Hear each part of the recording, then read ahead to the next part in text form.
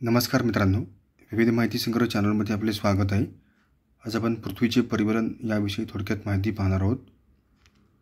पृथ्वी स्वतःभोवती पश्चिमेकडून पूर्वेकडे फिरते, त्यास पृथ्वीचे परिवलन असे म्हणतात। पृथ्वीचे परिभ्रमण।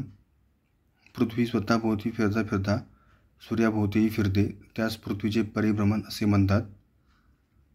पृथ्वी गोल व घनरूप आहे, त्यामुळे तिचा सुमारे निम्मा भाग सूर्यप्रकाशात असतो, तर उरलेला निम्मा भाग अंधारात असतो। पृथ्वीचा प्रत्येक भाग ठराविक काळ सूर्यप्रकाशात येतो व नंतर अंधारात जातो। पृथ्वीच्या प्रकाशित भागात दिन असतो व अंधार असलेल्या भागात रात्र असते। सूर्योदय, मध्यान्ह, सूर्यास्त व रात्र हा क्रम पृथ्वीवर सतत चालू असतो। दिन व रात्रीचे हे चक्र पृथ्वीच्या परिवलनामुळे सारखे सुरू असते।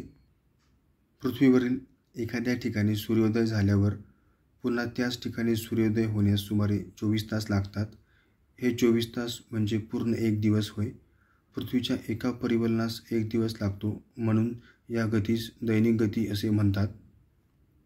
पृथ्वीच्या परिवलनामुळे आपल्याला कालमापन करता येते, तसेच पूर्व, पश्चिम, उत्तर, दक्षिण या दिशा समजतात। धन्यवाद मित्रांनो, संपूर्ण व्हिडिओ पाहिला त्याबद्दल। व्हिडिओ आवडला असेल तर लाईक, शेअर आणि सबस्क्राईब करा।